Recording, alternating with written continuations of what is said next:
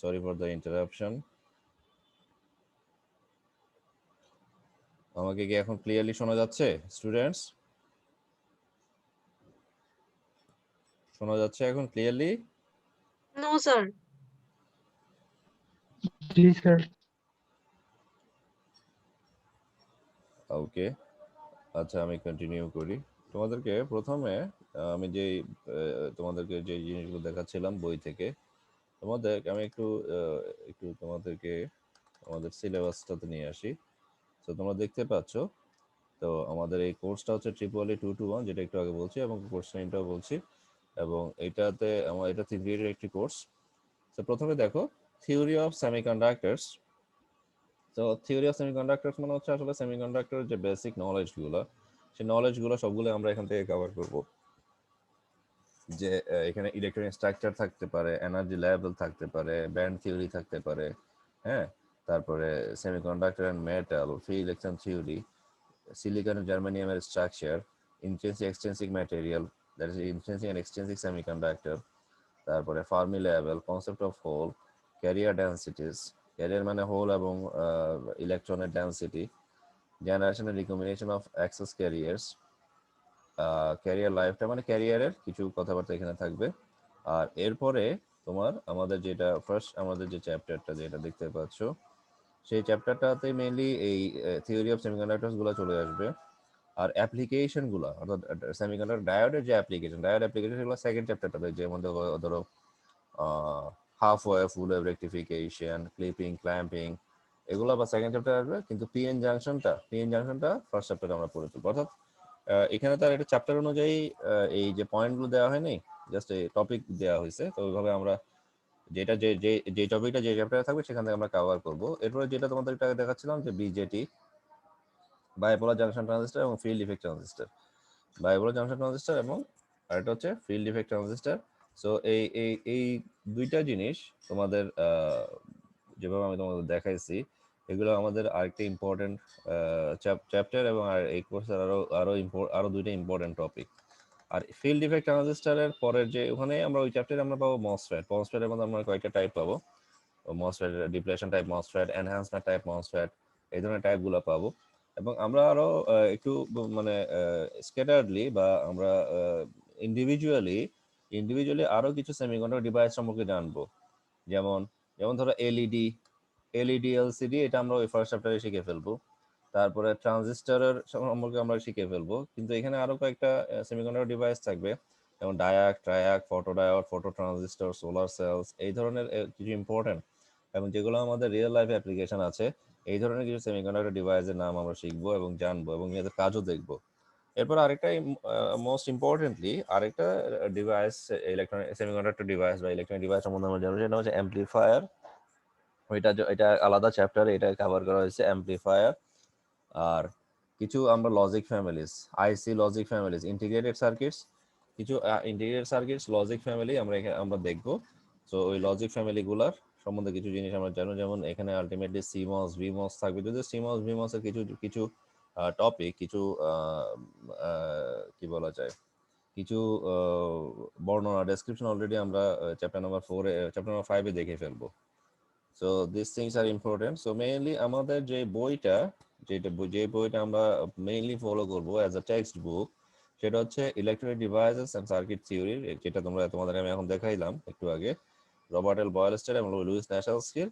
আরেকটা বই আমরা ফলো করব, সেই বইটা হচ্ছে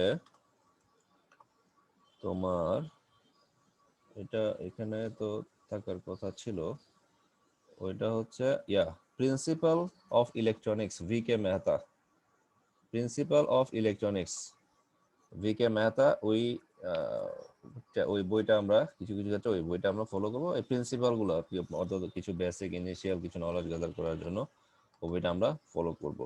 এবং আরো আরো দু একটা বই আছে, যেমন মিলম্যানের বইটা, তারপরে আব্রাহাম বেলের বইটা, এই বইগুলো আছে। বাট আমরা মেইনলি এই দুটো বই, অর্থাৎ টেক্সট বুক হিসেবে এটাই বেশিরভাগ এটাই ফলো করব। আর কিছু ক্ষেত্রে প্রিন্সিপাল অফ ইলেকট্রনিক্স, VK মেহতার ওই বইটা ফলো করবো। এবং এগুলো আমি তোমাদেরকে কোর্স ম্যাটেরিয়াল তোমাদের সাথে আমি শেয়ার করব। কোর্স ম্যাটেরিয়ালগুলো তোমাদের সাথে আমি শেয়ার করব। সো এখন আমি এখন সরাসরি চলে যাই। তোমাদের আবার সেই পিডিএফটাতে। সো প্রথমে আমি যে টপিকটা নিয়ে তোমাদের সাথে আলোচনা করব সেই টপিকটা হচ্ছে সেমিকন্ডাক্টর ডায়োডস এবং সেমিকন্ডাক্টর ডায়োডস এর এটা হচ্ছে চ্যাপ্টারে আমি প্রথমে আমরা কিছু ইন্ট্রোডাকশনে যাব। ইন্ট্রোডাকশনে আমরা কিছু ওই যে বেসিক নলেজগুলো গ্যাদার করার চেষ্টা করব, যে সেমিকন্ডাক্টর ম্যাটেরিয়াল নিয়ে, এনার্জি লেভেল নিয়ে, বা এটা যে বেসিক নলেজগুলো আছে সেগুলো নিয়ে আমরা আলোচনা করব। এবং প্রথমেই আইডিয়াল ডায়োড নিয়ে কথা বলবো। এরপরে মূল যে সেমিকন্ডাক্টর ডায়োড বা সেমিকন্ডাক্টর যেটা মূল পিএন জাংশন ডায়োড বলি আমরা, সেই পিএন জাংশন ডায়োড নিয়ে আলোচনা করব পরবর্তীতে। ওকে, সো প্রথমত আমাদের আইডিয়াল ডায়োড দিয়ে আমাদের ইন্ট্রোডাকশনটা শুরু হবে। পিডিএফটা দেখা যাচ্ছে না? দেখা যাচ্ছে পিডিএফটা? আমাদেরকে দিয়েন স্যার। হ্যাঁ, অফকোর্স তোমাদেরকে আমি পিডিএফ দুইটাই দিব, ভিকে ম্যাথ এবং এটা, আর এই সিলেবাসের কপিটাও দিব। ঠিক আছে, তো এইগুলো এগুলো তোমাদেরকে আমি কোর্স ম্যাটেরিয়ালগুলো দিয়ে দিব। এরপরে আচ্ছা, এখানে তোমাদের সাথে আমি আরেকটা বিষয় আলোচনা করি। আমাদের আগে যেটা মেসেঞ্জার গ্রুপ ছিল ওইটা তো মানে আগের সেমিস্টারের জন্য ছিল আর কি। হ্যাঁ, সো এই সেমিস্টারের জন্য কি নতুন করে গ্রুপ খোলার দরকার আছে, নাকি ওইটাতেই আমাদের বেসিক ইনফরমেশন গুলো বা কোর্স ম্যাটেরিয়াল গুলো শেয়ার করবো? What do you think? নতুন গ্রুপ করেন। আগেরটা থাকুক, এমনি গ্রুপে অনেক গ্রুপ হয়ে গেছে। গ্রুপের শেষ নাই নাকি? জি স্যার, আমার সাথে মনে হয় 25-26টা গ্রুপে আছে। সবগুলো কি ইম্পর্টেন্ট গ্রুপ? ইম্পর্টেন্ট গ্রুপ কিনা?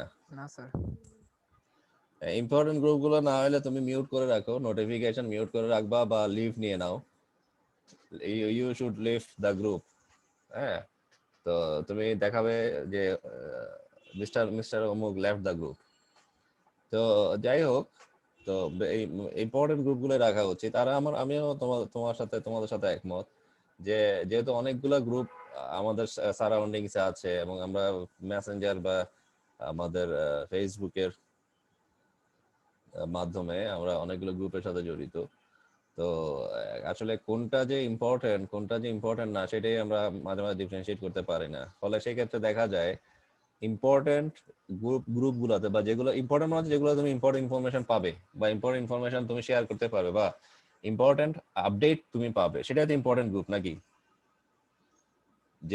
যেগুলোতে বেসলেস অথবা যেগুলোতে কিছু গতানুগতিক এবং ইম্পর্টেন্স যেসব আপডেট বা যেসব নিউজের বা যেসব ইনফরমেশনের ইম্পর্টেন্স লেসনেস আছে সেসব ইনফরমেশন আমার দরকার নেই। এবং যেগুলো সোজা কথায় আমি যেটাকে ইম্পর্টেন্ট মনে করি না বা আমি যেটাতে থাকাটা জরুরি মনে করি, আমি সেটা থাকবো না। That's the fact. Is it clear? আর তোমাদের পড়ালেখা রিলেটেড স্বাভাবিকভাবে যেহেতু আমাদের অনলাইনের মাধ্যমে আমাদের সবকিছু করতে হচ্ছে, so everything will be in online. So আমরা ওভাবেই সবকিছু যদি চিন্তা করি তাহলে আমাদের মাথায় রাখতে হবে যে আমাদের কোর্স রিলেটেড যতগুলো গ্রুপ আছে, তো ওই গ্রুপগুলো আমরা অবশ্যই মেনটেন করার চেষ্টা করব। আর যেহেতু অলরেডি এটা তোমাদের সাথে আমি আর্লিয়ার সেমিস্টারেও ছিলাম, এই সেমিস্টারে প্রেজেন্ট সেমিস্টারেও আছি, তো স্বাভাবিকভাবে আমাদের যেহেতু এক্সিস্টিং একটা গ্রুপ আছেই, তো নতুন করে আর গ্রুপ খোলার দরকার নেই। Is it clear? সো এটাতেই আমাদের বেসিক ইনফরমেশন গুলা বা আমাদের আপডেট গুলা, কোর্স ম্যাটেরিয়ালস গুলা সবগুলো এখানে শেয়ার করে যাবে। তাই তো? তোমরা কি বলো? What do you think? সবাই একমত তো আমার সাথে নাকি? শোনা যাচ্ছে?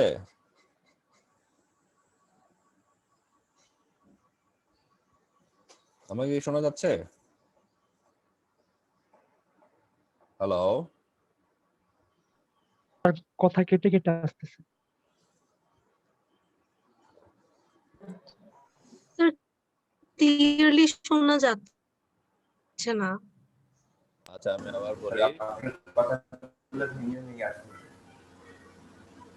আমি আবার বলি। যে তোমাদের গ্রুপ যেটা এক্সিস্টিং গ্রুপ আছে, অর্থাৎ আগে সেমিস্টারের যে আমি যে কোর্সটা নিলাম সেই কোর্সের যে গ্রুপটা আছে এক্সিস্টিং গ্রুপ, সেটাই থাকুক। ওকে, ওইটাই বলছি আমি। তোমাকে আমার সাথে একমত কিনা?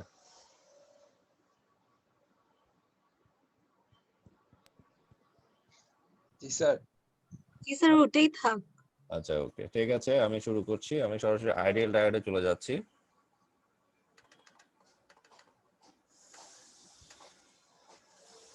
সো আমরা আমাদের ফার্স্ট চ্যাপ্টারে আছি সেমিকন্ডাক্টর ডায়োডস। তো সেমিকন্ডাক্টর ডায়োডস এর আমাদের যে আসলে স্বাভাবিকভাবে প্রতিটা ক্ষেত্রে প্রতিটা বিষয়ে বা প্রতিটা কোর্সেরই একটা তোমার বা প্রতিটা যে ওই কোর্সের যেই কন্টেন্ট বা কনটেক্সট থাকে, সেটা স্বাভাবিকভাবেই একটা একটা ব্যাকগ্রাউন্ড থাকে। হ্যাঁ, তো ওই ব্যাকগ্রাউন্ডটাই মেইনলি এখানে দেয়া আছে। সেই ব্যাকগ্রাউন্ডে ইন্ট্রোডাকশন 1.1 এ দেয়া আছে এবং সেটা জাস্ট যদি এটা খুবই সংক্ষেপে এটা দেয়া আছে। Very very brief here and very summarised form এখানে শো করা আছে। সো তোমাদেরকে প্রথমত আমরা যেহেতু কম্পিউটার সায়েন্সের স্টুডেন্ট, আমাদের স্যার আপনার কথা ক্লিয়ার শোনা যাচ্ছে না।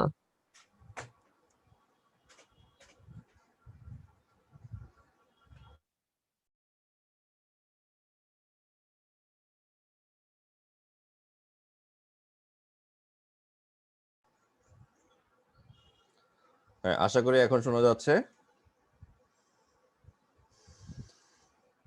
ওকে, সো আমরা যেহেতু কম্পিউটার সায়েন্সের স্টুডেন্টস, আমাদের কম্পিউটারে যে বিভিন্ন জেনারেশন আছে, তোমরা কি জেনারেশন গুলো সম্বন্ধে জানো? বা ধরো যে আমাদের যে বিভিন্ন জেনারেশন গুলো আছে, তোমরা দেখবে যে যেটা আমরা ইউজুয়ালি শিখে আসছি, যে আমাদের ফার্স্ট জেনারেশনের যে কম্পিউটার গুলো ছিল, ফার্স্ট জেনারেশনের কম্পিউটারের প্রধান বৈশিষ্ট্যটা কি ছিল মনে আছে? ফার্স্ট জেনারেশনের প্রধান বৈশিষ্ট্য কি ছিল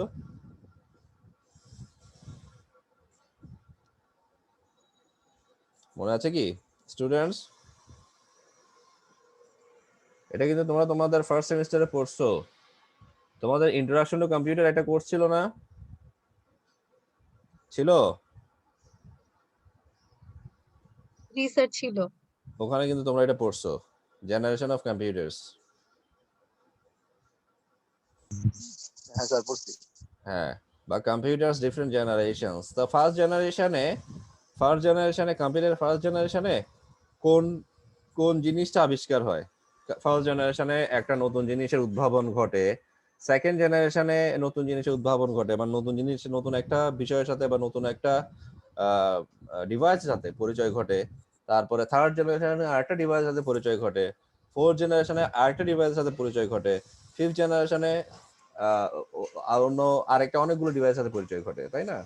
তো এটা আমাকে কেউ বলতে পারবে যে ফার্স্ট জেনারেশনের কোন ডিভাইসের সাথে বা কোন কোন আমরা কোন কি বলা যায়, ফার্স্ট জেনারেশনের কম্পিউটার সিস্টেমের মধ্যে আমরা কোন বিষয়টার উদ্ভাবন ঘটাই দেখতে পাই? ফার্স্ট জেনারেশনে কোন বিষয়টার উদ্ভাবন ঘটে? সেকেন্ড জেনারেশনের কম্পিউটারে কোন বিষয়টার উদ্ভাবন ঘটে, বা কোন ডিভাইসটার উদ্ভাবন ঘটে? কে বলতে পারবে? স্যার প্রথম জেনারেশন সম্ভবত হলো যে ভ্যাকুয়াম টিউব, আর হ্যাঁ। সেকেন্ডে হলো ডায়োড। ইতন হলো যে অর্ধপরিবাহী রিলেটেড যে মেকানিজম ওগুলা। হ্যাঁ, রাইট, ফার্স্ট জেনারেশনে ঠিক আছে। ফার্স্ট জেনারেশন হচ্ছে vacuum tube, very good. Second জেনারেশনে কি? সেমিকন্ডাক্টর, এই যে 1960-এর দশকে সম্ভবত। না, সেকেন্ড জেনারেশন হচ্ছে transistor. Transistor, very good. Second generation হচ্ছে ট্রানজিস্টর। মানে এটা আমি বলার অর্থ হচ্ছে আমাদের প্রথম দিকেগুলো হচ্ছে সবগুলোই হচ্ছে তোমার তুমি যেটা বলছো, আমি তোমার সাথে একমত। প্রথম দিকে জেনারেশন গুলা সবগুলো আসলে সেমিকন্ডাক্টর ডিভাইস, সেমিকন্ডাক্টর ডায়োড বা সেমিকন্ডাক্টর ম্যাটেরিয়াল, সোজা কথা সবগুলো সেমিকন্ডাক্টর ম্যাটেরিয়াল। প্রথম দিকের গুলো যেমন প্রথমে ছিল ভ্যাকুয়াম টিউব, সেকেন্ড জেনারেশন হচ্ছে ট্রানজিস্টর, থার্ড জেনারেশনে কি বলতে পারবে? থার্ড জেনারেশনে integrated circuit, very good, IC. Integrated circuits, ICs, good, very good. Third generation integrated circuits. তো ইন্টিগ্রেটেড সার্কিটস এটাও, ইন্টিগ্রেটেড সার্কিট গুলো মেইনলি তোমার এগুলো সবগুলো সেমিকন্ডাক্টর ম্যাটেরিয়াল, সেমিকন্ডাক্টর ডিভাইস। আর এগুলো সবগুলো সিলিকন বেস থাকে। এই যে ইন্টিগ্রেটেড সার্কিটস গুলোকে বা আইসিস গুলোকে কি বলে? এদেরকে সিলিকন চিপ বলে না? এদের কি বলা হয়? Silicon chip. তোমরা কি কখন নাম শুনছো? জি চিপ, সংক্ষেপে চিপ বলে। হ্যাঁ, বা এদের যে ফ্যামিলিটা সেটা বলে চিপসেট। চিপসেট এদের যে ফ্যামিলি, মানে এদের যে অনেক এদের যে রেঞ্জ থাকে বা এক একটা ফ্যামিলির মধ্যে থাকে এরা, যে মানে এক একটা চিপের এক একটা ফ্যামিলি থাকে, মানে একটা চিপ একটা ফ্যামিলি থেকে আসে, তো ফ্যামিলিকে বলা হয় চিপসেট। হ্যাঁ, তো এটা আবার চিপস, অনেকে বলে ফেলে এটা chips. This is not chips, এটা চিপ, সিলিকন চিপ। হ্যাঁ, তাই এটা হচ্ছে থার্ড জেনারেশনের আবিষ্কার। ফোর্থ জেনারেশনের আবিষ্কার কি? ফোর্থ জেনারেশনের আবিষ্কার কি? LSI maybe. হ্যাঁ, LSI. ফোর্থ জেনারেশনে আমি বুঝি নাই। So microprocessor. So first LSI, then microprocessor. Fourth জেনারেশনের মূল আবিষ্কারটা মেইনলি হচ্ছে সেমিকন্ডাক্টর ডায়োডস। সেমিকন্ডাক্টর ডায়োডস মানে আমরা যেটাকে পিএন জাংশন ডায়োড বলি। তো সেমিকন্ডাক্টর ডায়োড থেকে এরপরে বাকিগুলা এরপরে ওইটার সাথেই আসবে, অটোমেটিক আসবে। যেমন আমরা যেটা বলি যে তোমার এই আমরা যখন যেমন মাইক্রোপ্রসেসর এটা একটা বড় একটা ইন্টিগ্রেটেড সার্কিট আর কি, তাই না? মাইক্রোপ্রসেসর তো একটা বড় একটা চিপ, এটা একটা সিলিকন চিপ না নাকি? মাইক্রোপ্রসেসরটাও তো বড় একটা চিপ, বড় একটা সিলিকন চিপ, যেটা আমাদের মেইন বোর্ড মানে মাদার বোর্ডে এটা তোমার মাদার বোর্ডে মাউন্টেড অবস্থায় থাকে, বা মাদার বোর্ডের সাথে এটা অ্যাটাচড বিল্ট ইন অবস্থায় থাকে। তোমরা কি কখনো মাইক্রোপ্রসেসর দেখছো তোমাদের মাদার বোর্ডে, বা প্রসেসরটাকে দেখছো কিনা? যে এটা হচ্ছে প্রসেসর, লেখা থাকে Intel core i3, Intel core i5, Intel Pentium 4 বা পেন্টিয়াম ডি বা কোর 2 ডুও লেখা থাকে এভাবে, দেখছো কেউ কখনো? হ্যাঁ। সো সেমিকন্ডাক্টর ডায়োড হচ্ছে ফোর্থ জেনারেশনের আবিষ্কার, ফোর্থ জেনারেশনের বৈশিষ্ট্য, এবং এটার কনসিকুয়েন্সে ফোর্থ জেনারেশনে আরো কয়েকটা আবিষ্কার ঘটে। আর ফিফথ জেনারেশনের আবিষ্কারগুলো কি বলতে পারবে? ফিফথ জেনারেশন আবিষ্কার আসলে ফিফথ জেনারেশন মানে হচ্ছে আমরা মানে ওই আরো অনেক আগে থেকে নিয়ে 10 বছর আগে থেকে নিয়ে বা 15 বছর আগে থেকে নিয়ে এখন পর্যন্ত এগুলো সবগুলোই আসলে ফিফথ জেনারেশন। এগুলো সবগুলোই ফিফথ জেনারেশনের মধ্যে পড়ে, বা 10-15 বছর না, আসলে আরো অনেক আগে। ফিফথ জেনারেশনের যদি আমি ইনিশিয়াল চিন্তা করতে যাই, বা ফিফথ জেনারেশনের যদি কনসেপ্ট গুলো চিন্তা করছি, আরো অনেক আগে। যেমন আর্টিফিশিয়াল ইন্টেলিজেন্সের কনসেপ্টটা কিন্তু আজকে থেকে 10 বছর 15 বছর আগে না, এটা আরো অনেক আগের কনসেপ্ট, তাই না?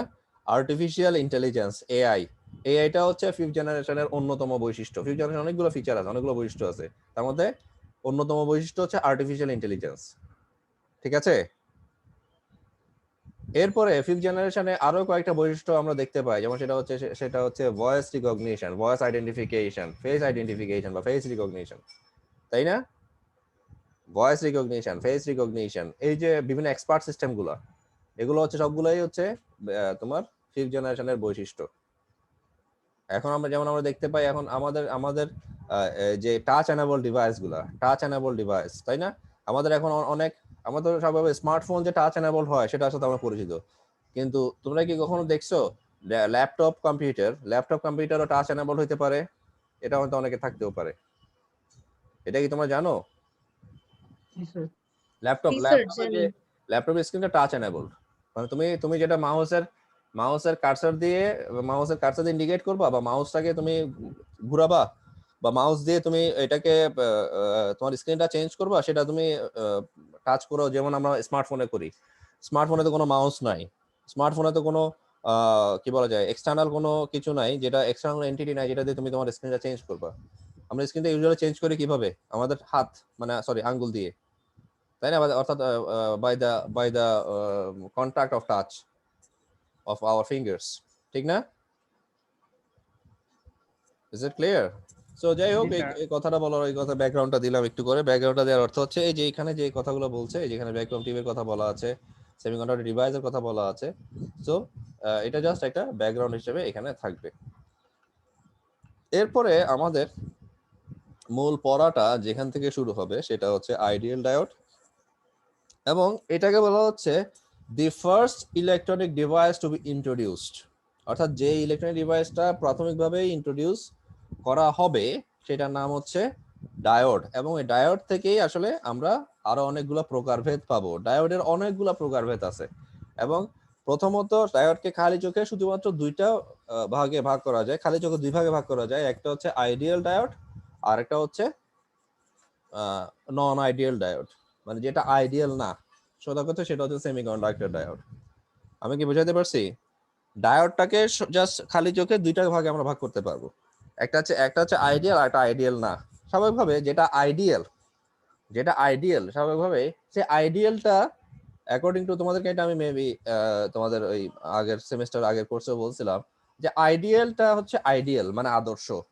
সেটা কি বাস্তবে পাওয়া যায় নরমালি? যেমন আমরা কেমিস্ট্রিতে পড়ছি আইডিয়াল গ্যাস, রিয়েল গ্যাস, মানে বাস্তব গ্যাস আর আদর্শ গ্যাস পড়ছি না কেমিস্ট্রিতে?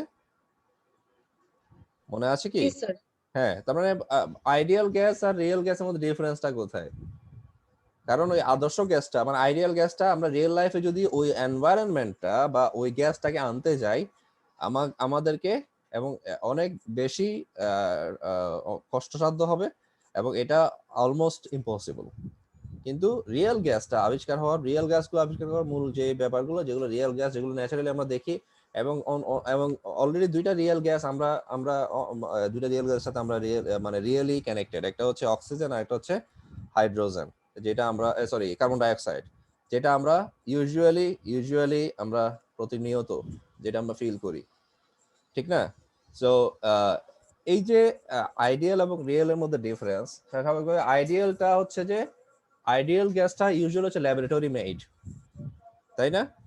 আইডিয়ালটা কেমন? আইডিয়ালটা যে কোনো আইডিয়াল, যেমন সেটা একটা ল্যাবরেটরি, একটা লিমিটেড এনভায়রনমেন্ট অথবা একটা প্রি কনস্ট্রাক্টেড একটা এনভায়রনমেন্টে ছাড়া ইউজুয়ালি রিয়েল লাইফে ওই আইডিয়াল বিষয়টা, ধরো সেই আইডিয়াল গ্যাস, আইডিয়াল ডায়োড বা আইডিয়াল যতগুলো ব্যাপার আছে সেগুলো আমরা ইউজুয়ালি রিয়েল লাইফে দেখতে পাই না। আমার কথা কি বুঝতে পারছো?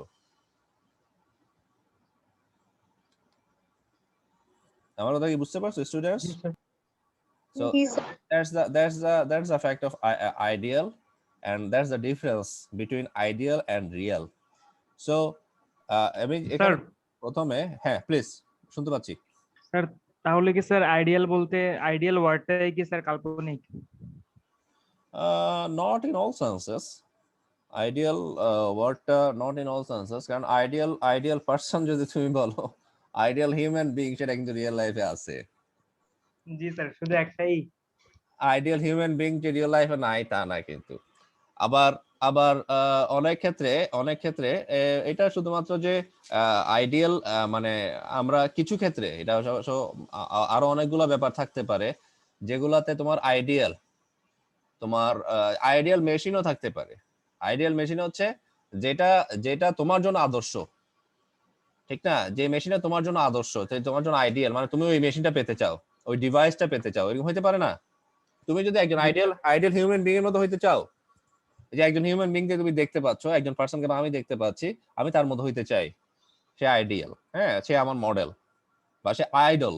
আমরা বলি যে আইডল, এই যে মিউজিকের ক্ষেত্রে সঙ্গীতের ক্ষেত্রে দেখো না যে American idol, Indian idol, Bangladeshi idol আছে না? তাহলে আইডল এটা কিসের ক্ষেত্রে? আইডল মানে শুধুমাত্র মিউজিকের ক্ষেত্রে বোঝায় না। আইডল মানে হচ্ছে সে মানে যে বিষয়টার ক্ষেত্রে বা যে বিষয়টা কনটেক্সটে আছে, যে বিষয়টা প্রাসঙ্গিক, সেই বিষয়ে আইডিয়ালটাই হচ্ছে আইডল। যেমন মিউজিকের ক্ষেত্রে তাহলে আইডল, অ্যাক্টিং এর ক্ষেত্রে সে হচ্ছে আমার আইডল, বা কম্পিউটার সায়েন্সের ক্ষেত্রে সে আমার আইডল, একটা ডিভাইসের ক্ষেত্রে এটা আমার idol. Is it clear? So the fact is, তুমি আইডিয়াল যদি বলো, আইডিয়াল মানে হচ্ছে আসলে তোমার জন্য আইডিয়াল। যেমন আমরা আইডিয়াল স্কুল দেখি না, মিউনিসিপ্যালিটি আইডিয়াল স্কুল, বা Chittagong ideal school, Dhaka ideal school, বা অমুক আইডিয়াল স্কুল, বা কোনো একটা জেলা, কোনো একটা জায়গার নামে আইডিয়াল স্কুল আছে না? জি স্যার। আইডিয়াল স্কুল আছে, মডেল স্কুল আছে, তাই না? তো এগুলো অলমোস্ট সেম মিন করে। তো আইডিয়াল মানে হচ্ছে যে তোমার আলটিমেটলি সোজা কথায় যেটা আদর্শ। কিন্তু সবচেয়ে বড় কথা কি, আদর্শ তো আসলে আদর্শ যদি আমরা বলি, আদর্শ তো সবাই আদর্শ তো হইতে পারে না। নরমালি আদর্শগুলো কি? আদর্শগুলো আইকনিক ফিগার। আদর্শ মানে কি? Iconic figure. সো যেমন আমাদের ধরো আমি হয়তো আমি মুসলমান হিসেবে আমি ইসলাম ধর্মে বিশ্বাসী, এরকম আরেকজন ধর্মাবলম্বী, সে অন্য ধর্মে বিশ্বাসী, সে তার নিজের ধর্মকে বিশ্বাস করে। সো আমার ধর্ম বিশ্বাস অনুযায়ী আমার একজন আইডিয়াল আছে, আবার হিন্দু ধর্মাবলম্বীর মধ্যে তাদের একজন আইডিয়াল আছে, বৌদ্ধ ধর্মাবলম্বীর মধ্যে তাদের একজন আইডিয়াল আছে, খ্রিস্টানদের তাদের একজন আইডিয়াল আছে। So according to their belief and religious point of view আইডিয়ালটা ডিফারেন্ট হইতে পারে। আমি কি ব্যাপারটা বোঝাতে পারছি? কিন্তু ওই আইডিয়ালটা তো সবাই তো আর আইডিয়াল না। সব হিউম্যান বিইং কি আইডিয়াল? No sir. আমার প্রশ্নটা কি বুঝতে পারছো? সব হিউম্যান বিইং তো আইডিয়াল না। আইডিয়ালটা হচ্ছে আদর্শ, মানে একটা আইকনিক ফিগার, অর্থাৎ আমি তার মতো হতে চাই, কিন্তু সেটা কিন্তু রিয়েল লাইফে ছিল বা রিয়েল লাইফে আছে। আমি কি বুঝাইতে পারছি ব্যাপারটা? জি স্যার। কিন্তু কিছু কিছু ক্ষেত্রে, যেমন এই যে কথা তোমার বললাম, যেমন আইডিয়াল ডায়োড কি নাই পৃথিবীতে? আইডিয়াল গ্যাস কি নাই? আছে, কিন্তু কোথায় আছে? আমি সেটা রিয়েল লাইফে আমার আশেপাশে দেখতে পাচ্ছি না। কিন্তু তুমি সেটা তোমার ঘরের মধ্যে, তোমার রুমের মধ্যে, তোমার ড্রয়িং রুমে তুমি কি সেটা দেখতে পাও? রিয়েল গ্যাস দেখতে পাও? বা তুমি No, বাইরে sir. যাচ্ছ, তুমি মাঠে খেলাধুলা করছো, তুমি একটা নদীর পাড়ে যাচ্ছ, তুমি সাগরের পাড়ে যাচ্ছ, তুমি পাহাড়ের উপর উঠছো, ওখানে কি রিয়েল গ্যাস আছে? রিয়েল গ্যাস নাই। রিয়েল গ্যাস তাহলে কোথায় আছে? সরি, আইডিয়াল গ্যাস আছে ওখানে? ওখানে আইডিয়াল গ্যাস নাই, ওখানে রিয়েল গ্যাস আছে। তাহলে আইডিয়াল গ্যাসটা কোথায় আছে? আইডিয়াল গ্যাস, ওইরকম পরিবেশ ক্রিয়েট করতে হবে। রাইট। এই যে একটু আগে যে কথাটা, আইডিয়াল বলার আগে যে কথাটা বলছিলাম, ওই ধরনের কিছু কনস্ট্রেইনড এনভায়রনমেন্ট, মানে রেস্ট্রিক্টেড অর লিমিটেড এনভায়রনমেন্ট, যেটাকে তুমি আর্টিফিশিয়ালি কনস্ট্রাক্ট করতে হবে। ওরকম একটা ল্যাবরেটরি থাকতে হবে, ল্যাব, আমরা যেগুলো ল্যাব বলি, হ্যাঁ, পৃথিবীর বিখ্যাত ল্যাব আছে।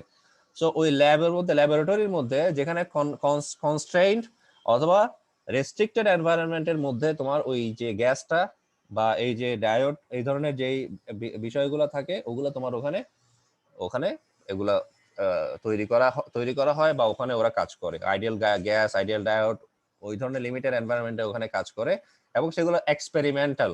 রিয়েল লাইফে সেগুলোর অ্যাপ্লিকেশন খুব সামান্যই, বা নাই বললেই চলে। সেগুলো কি এক্সপেরিমেন্টাল, কারণ ল্যাবে যেহেতু আছে, ল্যাবে সবকিছুই তো এক্সপেরিমেন্টাল নাকি? ল্যাবে আমি কোনো কিছু আবিষ্কার করব, আবিষ্কার করার পরে গিয়ে আমি বুঝতে পারবো যে এটা কোথায় কিভাবে কাজ করবে, তাই না? ব্যাপারটা কি বুঝতে পারছো? জি স্যার, বুঝতে পারছি। আমার ল্যাবেই তো আমরা ল্যাব যদি না থাকতো, বা ল্যাবে এই বিষয়টাই আমরা উপলব্ধি করতে পারছি যে আইডিয়াল গ্যাস আর রিয়েল গ্যাসের মধ্যে ডিফারেন্সটা কোথায়, ঠিক না?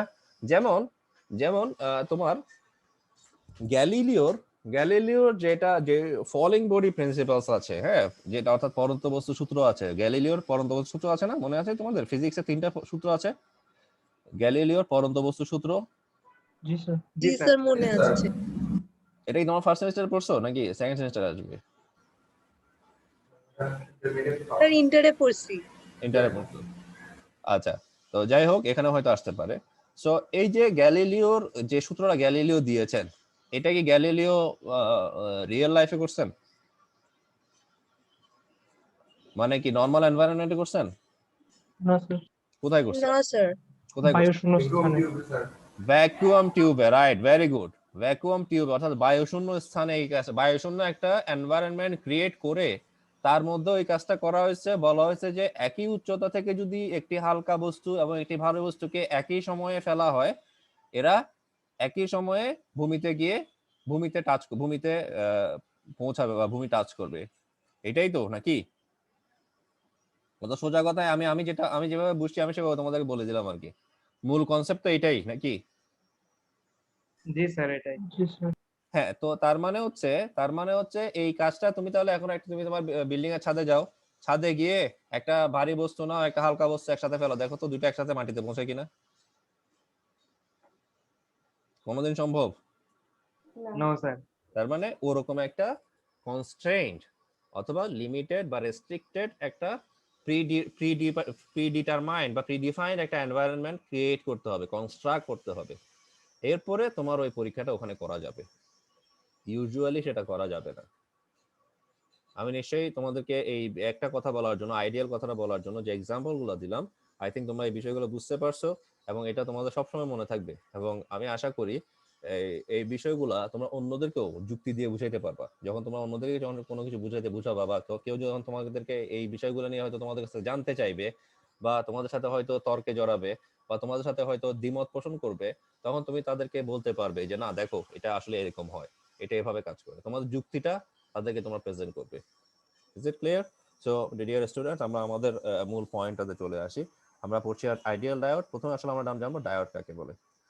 দ্য ফার্স্ট ইলেকট্রনিক ডিভাইস, এই এতটুকু আমি মার্ক করে ফেললাম, এবং আমি যে অংশগুলো মার্ক করব এবং সারাউন্ডিং যে পার্টটা তোমরা দেখবে স্বাভাবিকভাবে ওই পার্টটা তোমরা স্ক্রিনশট সাথে সাথে নিয়ে ফেলবে, এবং সিরিয়ালি তোমরা ওই স্ক্রিনশটগুলো আমার যতটুকু ধারণা প্রথম দিকে আমার ইলেকট্রিক্যাল ইঞ্জিনিয়ারিং মানে প্রিভিয়াস সেমিস্টার কোর্সে তোমরা প্রথম স্ক্রিনশট নিতা, কিন্তু পরবর্তীতে দেখা গেছে তোমার স্ক্রিনশট নাও নাই, আর স্ক্রিনশট নেওয়ার কথা আমিও তোমাদেরকে রিমাইন্ড করে দিই নাই, তোমরাও ভুলে গেছো, তাই না? তো স্ক্রিনশট নিয়ে রাখবা, তাহলে তুমি বুঝতে পারবা যে আমরা আসলে কোন দিন এবং স্ক্রিনশটগুলোর সাথে সাথে মেবি রোহিত স্ক্রিনশট নেওয়ার জন্য রেসপন্সিবল ছিল। তো রোহিত যদি পসিবল হয় রোহিত নেবে বা আরেকজন রেসপন্সিবিলিটিটা পালন করবে, ঠিক আছে? সো আবার প্যানেল থাকতে হবে, প্যানেল স্ক্রিনশট টেকিং পারসন থাকতে হবে। ধরো রোহিত আজকে থাকলো না, রোহিতের পরে কে থাকবে? ওকে, সো এটা তোমরা ঠিক করো যে কে কে স্ক্রিনশট নিবে। সো ওই স্ক্রিনশটটা একজন, সবাই আবার দেওয়া দরকার নাই, একজন সেটা আবার আমাদের গ্রুপে সিরিয়ালি সেটা পোস্ট করবে। Is it clear to you? আমি কি বোঝাতে পারছি? সো আমাদের ফার্স্ট আমরা যে জিনিসটা দেখছি এবং পড়ছি সেটা হচ্ছে this one, ideal diode. The first electronic device to be introduced is called the diode. It is the simplest of semiconductor devices but plays a very vital role in electronic systems. অর্থাৎ এটা খুব simple, মানে এটা ধরোটা খুবই সাধারণ, কিন্তু এটা খুবই ইম্পর্টেন্ট রোল প্লে করে ইলেকট্রনিক সিস্টেমে। এরপরে বলছে, খেয়াল করো, having characteristics that closely match those of a simple switch, অর্থাৎ জাস্ট একটা সিম্পল সুইচের মতো এটা কাজ করে এবং এটা ক্যারেক্টারিস্টিক্সও ওরকম। It will appear in a range of applications extending from the simple to the very complex. তাহলে ডায়োডের অ্যাপ্লিকেশনটা কোথায়? সিম্পল থেকে কমপ্লেক্স পর্যন্ত এক্সটেন্ড করতে পারে। অর্থাৎ ডায়োডের অ্যাপ্লিকেশন, ডায়োডটা সিম্পল হতে পারে কিন্তু ডায়োডের অ্যাপ্লিকেশন সিম্পলও হতে পারে, কমপ্লেক্সও হতে পারে। In addition to the details of its construction and characteristics, the very important data and graphs to be found on specification sheets will also be covered to ensure an understanding of the terminology employed and to demonstrate the wealth of information typically available from manufacturers. লম্বা একটা line. So এই যে এর construction, ডায়োডের construction এবং characteristics ভিত্তি করে আমরা কিছু স্পেসিফিকেশন শিট পাবো, যেটা তোমাদের কি মনে আছে আমি যখন কন্টেন্টস থেকে দেখাচ্ছিলাম ডায়োড স্পেসিফিকেশন শিট। তো ওই ধরনের কিছু জিনিস দেখবো এবং এটার ভিত্তি করে আমরা কিছু ইনফরমেশন কালেক্ট করার চেষ্টা করব, জাস্ট ওই কথাটা এখানে বলা আছে। সো এবার তাহলে মেইনলি চলে আসো আমাদের যে টপিক, অর্থাৎ ideal diode. The term ideal will be used frequently in this text as new devices are introduced. যখন নতুন নতুন ডিভাইস আসবে আইডিয়াল কথাটা এটার সাথে যুক্ত হবে। It refers to any device, মানে আইডিয়াল মানে বোঝানো হচ্ছে এমন একটা কোনো ডিভাইস অথবা সিস্টেমের ব্যাপারে। It refers to any device or system that has ideal characteristics, যার কিছু আদর্শ বৈশিষ্ট্য থাকবে। That means perfect in every way.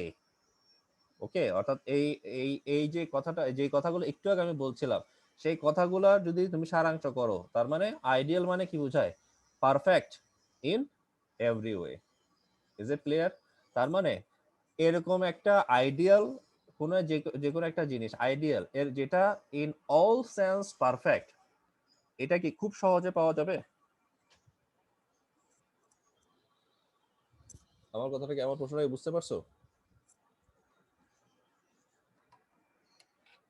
কোনো একটা ডিভাইস, কোনো একটা সিস্টেম, নো স্যার, খুব সহজে পাওয়া যাবে না। কোনো একটা ডিভাইস, কোনো একটা সিস্টেম, কোনো একটা human being or anything else, বা তোমার যেটা আশেপাশে তোমরা যাই কিছু দেখতে পাও বা যত কিছু দেখতে পাও, হ্যাঁ, তুমি দেখবা, বা ধরো তুমি যে বাসাটাতে আছো, তুমি যে বিল্ডিংটাতে আছো, হ্যাঁ, তুমি খেয়াল করবা তুমি যে ফ্ল্যাটটাতে আছো বা তুমি যে বাড়িটাতে আছো, দেখবা তোমার কাছে মনে হবে যে না, অন্য আরেকজনটাতে তো মানে এই জিনিসটা বেশি আছে, আমারটাতে এটা নাই। তোমার বাড়িটা স্বয়ং সম্পূর্ণ, সবকিছু ঠিক আছে, তোমার বাড়ির ছাদ দিয়ে পানি পড়ে না, তোমার বাড়িতে তোমার বাড়িতে সবকিছু ঠিক আছে, তোমার বাড়ির সুন্দর উঠান আছে, তোমার বাড়িতে সুন্দর কি বলা যায়, তোমার বাড়িতে তোমার একটা ডুপ্লেক্স বাড়ি আছে, তোমার বাড়িতে রুমগুলো অনেক স্পেশাস আছে, তোমার বাড়িতে অনেকগুলো বাথরুম আছে, তারপরে ওয়াশরুম আছে, তোমার বাড়িতে একটা স্পেশাস কিচেন আছে, কিন্তু তারপরেও তোমার কাছে মনে হবে যে না, কিছু যেন একটা কম মনে হচ্ছে, মানে ওই জিনিসটা মনে হয় ওই জিনিসটা নাই, ওই জিনিসটা আমার বন্ধুর বাড়িতে আছে, ওই জিনিসটা আমার আত্মীয়ের বাড়িতে আছে। আমি কি ভুল বললাম? বা কেউ আমার সাথে দ্বিমত পোষণ করো কিনা?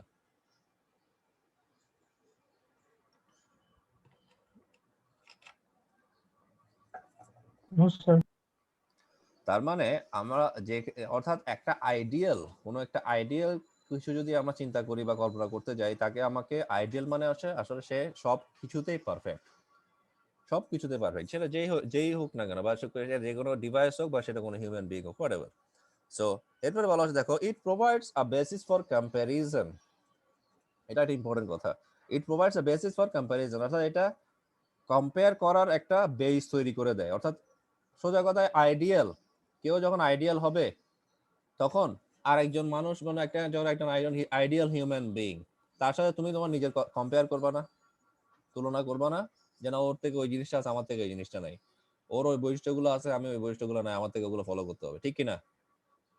তার মানে আইডিয়াল কথাটার মাধ্যমে কম্পেয়ার ব্যাপারটা চলে আসে, মানে কম্প্যারিজনের ব্যাপারটা অটোমেটিক চলে আসে। এরপরে কি বলছে দেখো, and it reveals where improvements can still be made. অর্থাৎ সোজা কথা, এই যে একটু আগে যেটা বললাম, যে ওর থেকে ওই জিনিসগুলো আছে, ওই মানুষের কাছে, আমার কাছে ওই ওই যে বিষয়গুলো নাই, আমি এগুলা, ওই বিষয়গুলো আমার মধ্যে আনতে হবে। তার মানে দেখো, তুমি নিজের মধ্যে একটা ইমপ্রুভমেন্ট আনতে চাচ্ছ ওকে দেখে, অর্থাৎ ওর সাথে নিজেকে কম্পেয়ার করে, তুলনা করার মাধ্যমে তুমি নিজের মধ্যে একটা ইমপ্রুভমেন্ট আনতে চাচ্ছ। এবার আমরা আমাদের মূল এই যে টপিকটা, সেটার মেকানিজমটাতে আসি। The ideal diode is a two-terminal device having the symbol and characteristics shown in figure 1.1a and 1.1b respectively. অর্থাৎ 1.1a তে এটা হচ্ছে ডায়োড সিম্বল, আর 1.1b তে হচ্ছে ক্যারেক্টারিস্টিক্স শো করছে। তাহলে খেয়াল করো, 1.1a তে যেটা দেখতে পাচ্ছি আইডিয়াল ডায়োডের সিম্বল। দেখো, একটা আইডিয়াল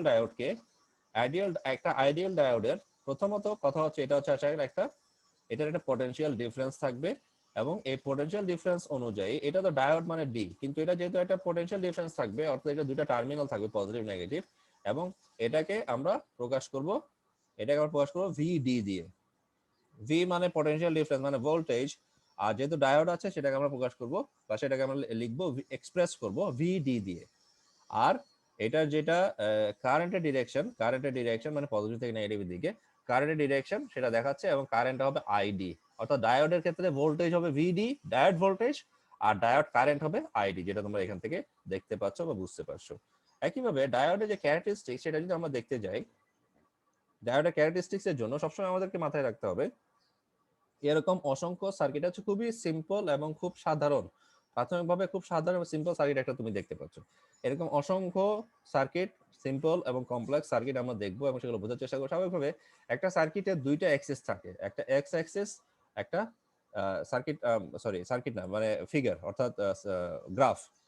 এই ধরনের গ্রাফের মধ্যে আবার সার্কিট থাকে, যেমন এই যে একটা সার্কিট সিম্বল, গ্রাফের ভিতরে সার্কিট সিম্বল থাকতে পারে। সো এই ধরনের অসংখ্য গ্রাফ এবং ফিগারস আমরা দেখব, সিম্পল অথবা কমপ্লেক্স, এবং সেখানে প্রতিটা গ্রাফই অবশ্যই একটা এক্স অ্যাক্সিস থাকবে, একটা ওয়াই অ্যাক্সিস থাকবে। এক্স অ্যাক্সিসে যেমন এখানে এক্স অ্যাক্সিসে ভোল্টেজ আছে, মানে ডায়োড ভোল্টেজ, ওয়াই অ্যাক্সিসে কারেন্ট আছে, তো এটা ডিফারেন্ট হতে পারে। তো কিভাবে, যেমন দেখো, তাহলে আমাদের এখানে এই যে জিনিসটা আমরা এখন দেখতে পাচ্ছি, সেটা হচ্ছে এই যে প্রথমত, অর্থাৎ এই যদি এটা ঠিক থাকে, অর্থাৎ পজিটিভ আর নেগেটিভ টার্মিনালের যে ওরিয়েন্টেশন সেটা যদি ঠিক থাকে, তাহলে সেক্ষেত্রে আমাদের ক্যারেক্টারিস্টিক্সটা হবে এরকম।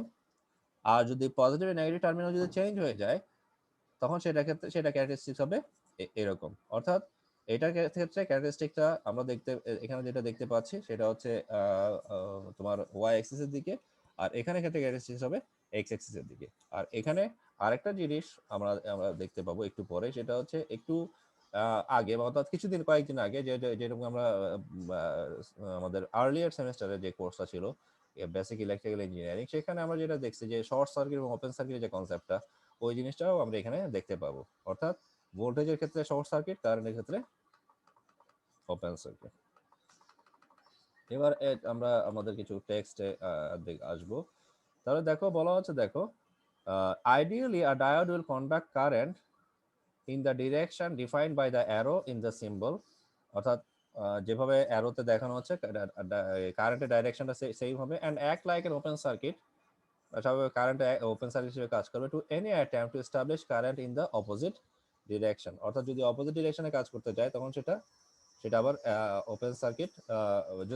যদি এমন কোনো অ্যাটেম্প তৈরি করা হয় যেখানে কারেন্ট অপোজিট ডাইরেকশনে যেতে হবে, যদি কোনো অ্যাটেম্প তৈরি করে তখন সেটা আবার ওপেন সার্কিট হিসেবে কাজ করবে। অর্থাৎ কারেন্টটার সেই ক্ষেত্রে এখানে কোনো কারেন্ট আলটিমেটলি ফ্লো, যেহেতু এটা একটা অ্যাটেম্প নেওয়া হচ্ছে ফোর্সফুলি অপোজিট ডিরেকশনে কারেন্ট নেওয়ার জন্য, সেটা হচ্ছে ডিফারেন্ট কেস। অর্থাৎ ইউজুয়ালি এটা যে কারেন্টের যে কন্ডাকশন বা অর্থাৎ কারেন্টের যে সার্কিট ডিরেকশন, এটা সিম্বল দিয়ে, অ্যারো সিম্বল দিয়ে বোঝা যায়।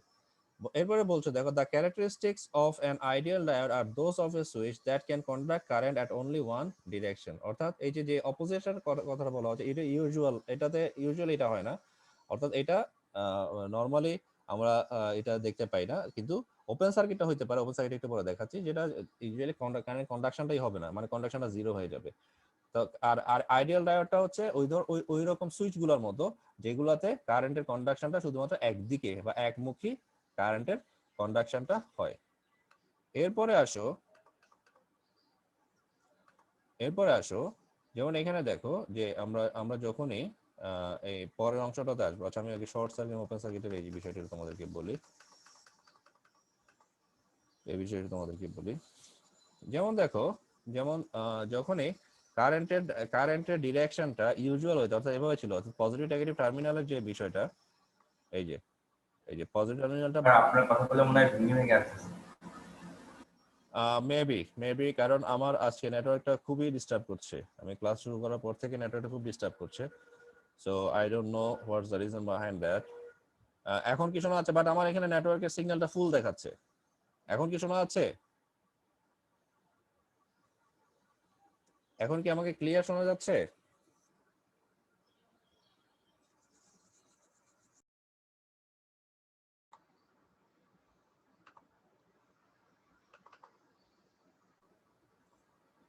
স্টুডেন্টস, আমাকে কি শোনা যাচ্ছে ক্লিয়ারলি? এখন শোনা যাচ্ছে কি? হ্যালো? জি স্যার। আমার আমার মাঝে মাঝে নেটওয়ার্কটা খুব ডিস্টার্ব করছে, ইন্টারাপ্ট হচ্ছে, কিন্তু এখন কিন্তু আমার সিগন্যালটা হাই দেখাচ্ছে, মানে সিগন্যালটা ফুল দেখাচ্ছে। এখন মেবি সমস্যা হওয়ার কথা না।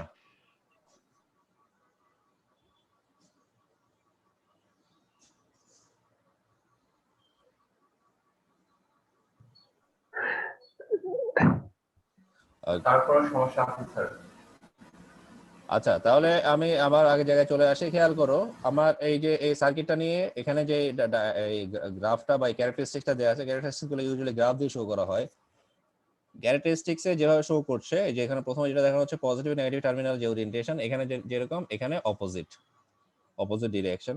সো এই পজিটিভ নেগেটিভ টার্মিনাল এখানের জন্য, অর্থাৎ এটা এখানে শো করছে হচ্ছে এটা ওপেন শর্ট সার্কিট হিসেবে শো করছে, আর এটা ওপেন সার্কিট হিসেবে শো করছে। ওই জিনিস আমরা এখন একটু দেখি। এই দেখো, এই যে এটা positive negative terminal, negative positive terminal. তো এইটার যে ক্যারেক্টারিস্টিক্সটা, এটা এক্স ওয়াই অ্যাক্সিসে শো করছে, আর এটা যে ক্যারেক্টারিস্টিক্স, এটা এক্স অ্যাক্সিসে শো করছে। অর্থাৎ ওয়াই অ্যাক্সিসে যেটা শো করছে, অর্থাৎ এখানে যে ভোল্টেজটা যদি শর্ট সার্কিট হয়ে যায়, সো সেই ক্ষেত্রে এটা তখন শো করছে ওয়াই অ্যাক্সিসের দিকে, এবং কারেন্টটা যদি ওপেন সার্কিট হয়ে যায়, দ্যাট ইজ কারেন্ট আইডি যদি জিরো হয়ে যায়, তখন সেটা শো করছে, তখন ভোল্টেজটা কাজ করবে। দ্যাট মিনস যখন ভোল্টেজটা শর্ট হয়ে যাচ্ছে তখন কারেন্টটা কাজ করছে, আর যখন কারেন্টটা ওপেন হয়ে যাচ্ছে বা কারেন্টটা জিরো হয়ে যাচ্ছে তখন ভোল্টেজটা কাজ করছে। সো ইন দ্যাট সেন্স, তাহলে স্বাভাবিকভাবেই আমরা এখানে যে জিনিসটা বুঝতে পারি, এখান থেকে আমি উপরের কথাগুলো আর বলবো না। এখানে যে ওয়াই এক্স এক্সিস যে কথাগুলো বলবো সেগুলো এখানে দেওয়া আছে। আমি জাস্ট এখান থেকে একটু বলি। One of the important parameters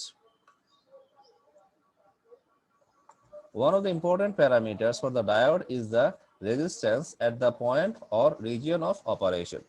অর্থাৎ ডায়োডের যে ডায়োডটা থাকে বা যে রেজিস্ট্যান্সটা থাকে, সেই ডায়োডের যে রেজিস্ট্যান্সটা থাকে, অর্থাৎ ওই রেজিস্ট্যান্সের যে অপারেশন বা রিজিয়ন অফ অপারেশনটা, সেই ডায়োডের ক্ষেত্রে রিজিয়ন অফ অপারেশনটা মেইনলি ইম্পর্টেন্ট প্যারামিটার হিসেবে কাজ করে। If we consider the conduction region, অর্থাৎ এটা কন্ডাকশন রিজিয়ন মানে বোঝানো হচ্ছে short circuit. If we consider the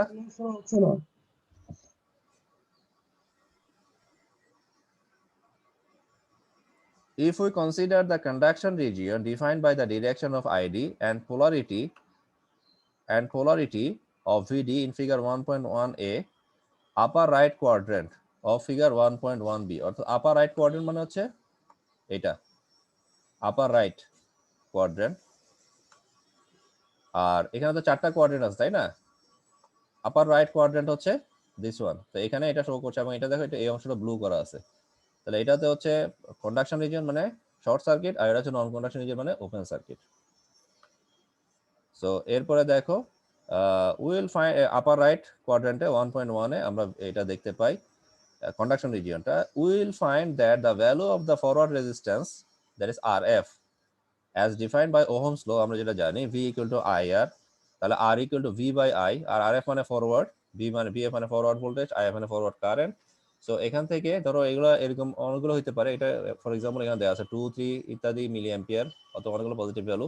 আর যেহেতু VF-টা যেহেতু কন্ডাকশন রিজিয়ন মানে শর্ট সার্কিট, এখন V তো 0 হয়ে গেল, শর্ট সার্কিট করে দিছো না, যেখানে শর্ট সার্কিট করে দিছো না V কে, তাহলে V 0 হয়ে গেছে, তাহলে আলটিমেটলি R হবে 0 ওহম মানে শর্ট সার্কিট ক্ষেত্রে। তাহলে where VF is the forward voltage across the diode and IF is the forward current through the diode, যেটা তোমরা জানো। এরপর বলা হচ্ছে দেখো the ideal diode is the short circuit for the conduction region, তো এটা সিম্পল এই কথাটা বলতে পারি এভাবে, the ideal diode is the short circuit for the conduction region। আর পরবর্তীতে সেম ওয়েতে অর্থাৎ যখনই তোমার আমরা যখন নন কন্ডাকশন রিজিয়নের ক্ষেত্রে বলবো, অর্থাৎ থার্ড কোয়াড্রেন্টের ক্ষেত্রে, এই যে থার্ড কোয়াড্রেন্টে যেটা একটু আগে তোমার এখানে বলা হচ্ছিল, এই যে থার্ড কোয়াড্রেন্টে নন কন্ডাক্টর রিজিয়নের ক্ষেত্রে যেটা বলা হচ্ছে যে তখন যদি এরকম হয়, তখন ভি এর মান যদি কোনো রিভার্স পটেনশিয়াল হয়, ভি এর মান হবে কোনো রিভার্স পটেনশিয়াল, যেটা মাইনাস ভ্যালু না, এটা দেখো তো, এটা ভি এর জন্য মানে এক্স অ্যাক্সিস এর জন্য এই থার্ড কোয়াড্রেন্টটা মাইনাস না, বুঝতেছো? এই যে ভি এর জন্য এই অংশটা এখানে যেখানে এই সার্কিটের যে ইন্ডিকেশন দেখানো হচ্ছে বা ডাইরেকশন দেখানো হচ্ছে এই এক্স অ্যাক্সিসের এই পার্টটা নেগেটিভ না, মানে রিভার্স না, বুঝতেছো এই জিনিসটা? জি স্যার। হ্যাঁ, এক্স অ্যাক্সিসের এই অংশটা তো রিভার্স মানে নেগেটিভ, তাহলে ভি এর মানগুলো হবে নেগেটিভ, অর্থাৎ reverse resistance, reverse voltage, reverse current, তাহলে ভি এর মান নেগেটিভ, আর আই তো নন কন্ডাকশন হয়ে গেছে মানে আই তো ওপেন সার্কিট হয়ে গেছে, তাহলে আই হচ্ছে 0 অ্যাম্পিয়ার বা মিলি অ্যাম্পিয়ার, তাহলে আলটিমেটলি সামথিং ডিভাইড বাই 0 মানে ইনফিনিটি মানে ওপেন সার্কিট। আর আর আর মানে হচ্ছে ভি এর মানে হচ্ছে রিভার্স ভোল্টেজ, আর আর আই এর মানে হচ্ছে রিভার্স কারেন্ট। সো এখান থেকে আমরা আরেকটা কথা বলতে পারি, the ideal diode is an open circuit in the region of non conduction. So এরপরে স্বাভাবিকভাবে আমরা এই ফিগারটা দিয়ে আমাদের এই আইডিয়াল ডায়োডের পার্টটা শেষ করব, যে বলা হচ্ছে in review the conditions depicted in figure 1.2 are applicable, অর্থাৎ এ নাম্বার ফিগারটা হচ্ছে কন্ডাকশনের জন্য আর বি নাম্বার ফিগারটা হচ্ছে নন কন্ডাকশনের জন্য, যদিও কন্ডাকশন নন কন্ডাকশন দুইটা মিলে একটা গ্রাফে দেখানো হয়ে গেছে। এই যে কন্ডাকশনটা হচ্ছে ওয়াই অ্যাক্সিসের আপার কোয়াড্রেন্টে মানে আপার রাইট কোয়াড্রেন্টে, আর নন কন্ডাকশনটা হচ্ছে ওপেন সার্কিটের থার্ড কোয়াড্রেন্টে বা বলা যায় লোয়ার লেফট কোয়াড্রেন্ট। তাহলে এ হচ্ছে কন্ডাকশন, বি হচ্ছে conduction non conduction states of the ideal diode as determined by the applied bias. আশা করি তোমরা এই জিনিসটা বুঝতে পারছো। সো এরপরে এইটা ওই আগের মতো সেম কথা, এটা আর এটা নিয়ে আর চিন্তা করার দরকার নেই, আমরা এই জিনিসটা কথাবার্তার মধ্যে চলে আসছে। সো এরপরে আমরা যেই জিনিসটা আমরা মেইনলি দেখবো বা যেটা মেইনলি আমরা কভার করব সেটা হচ্ছে সেমিকন্ডাক্টর ম্যাটেরিয়াল এবং সেমিকন্ডাক্টর ম্যাটেরিয়ালের জন্য, এবং তোমাদেরকে আমি বলে রাখি এই কোর্সটাতে, যেমন আমি কি তোমাদের বেসিক ইলেকট্রিক্যাল ইঞ্জিনিয়ারিং ওই কোর্সটাতে কোনো পার্থক্য দিছিলাম, কোনো পার্থক্য কি তোমাদের সাথে শেয়ার করছিলাম কিনা? না স্যার। আচ্ছা, যেমন ভোল্টেজ আর কারেন্টের পার্থক্য, তারপরে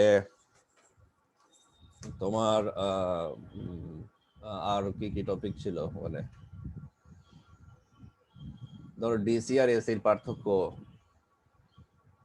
হ্যাঁ, তো এরকম কোনো পার্থক্য কি আমি তোমাদেরকে শীট আকারে তো দিই নাই না? ওকে, ঠিক আছে, নাথিং রং। সো এই যে টপিকটা বা এই যে কোর্সটা আমরা এখন পড়ছি, এই কোর্সটাতে আমরা কিছু কালেকশন অফ ডিফারেন্সেস দেখতে পাবো, যেগুলা যেগুলো আমি তৈরি করেছি আমার স্টুডেন্টদের জন্য। সো ওই কালেকশন অফ ডিফারেন্সেস গুলো আমি তোমাদের সাথে শেয়ার করব, এবং সেখানে তোমরা দেখতে পাবে এখানে এই টাইপের অনেকগুলা পার্থক্য আছে। যেমন একটা যেমন সেমিকন্ডাক্টর ম্যাটেরিয়াল বলার পরে ওই জিনিসটা আমি তোমাদেরকে বলছি। যেমন semiconductor material, usually semiconductor material হয় দুই রকম। একটা হচ্ছে ইন্ট্রিনসিক ম্যাটেরিয়াল, একটা হচ্ছে ইন্ট্রিনসিক, এই যে একটা হচ্ছে ইন্ট্রিনসিক ম্যাটেরিয়াল, আর একটা হচ্ছে এক্সট্রিনসিক ম্যাটেরিয়াল। এক্সট্রিনসিক ম্যাটেরিয়ালটা মেবি এখানে ওভাবে শো করে না, যেহেতু পুরোটাই এক্সট্রিনসিক হবে। সো একটা হচ্ছে ইন্ট্রিনসিক আর একটা হচ্ছে এক্সট্রিনসিক। ওকে, সো ইন্ট্রিনসিক এবং এক্সট্রিনসিক ম্যাটেরিয়াল হচ্ছে সেমিকন্ডাক্টর ম্যাটেরিয়ালের দুইটা টাইপ। যদিও অনেকেই মনে করে বা অনেকের এটা ধারণা সেমিকন্ডাক্টর ম্যাটেরিয়াল দুই প্রকার, সেটা ঠিকই আছে, কিন্তু একটা হচ্ছে এন টাইপ আর একটা হচ্ছে পি টাইপ, ঠিক কিনা? Yes, sir. অনেকেই মনে করে যে সেমিকন্ডাক্টর ম্যাটেরিয়াল হচ্ছে দুই রকম, একটা হচ্ছে এন টাইপ ম্যাটেরিয়াল আর একটা হচ্ছে পি টাইপ ম্যাটেরিয়াল, তাই না? আসলে এটা কি ঠিক না ভুল? ভুল স্যার। সেমিকন্ডাক্টর ম্যাটেরিয়াল হচ্ছে দুই প্রকার, সেটা ঠিক আছে, কিন্তু কোন দুই প্রকার? একটা হচ্ছে ইন্ট্রিনসিক সেমিকন্ডাক্টর ম্যাটেরিয়াল আর একটা হচ্ছে এক্সট্রিনসিক সেমিকন্ডাক্টর ম্যাটেরিয়াল।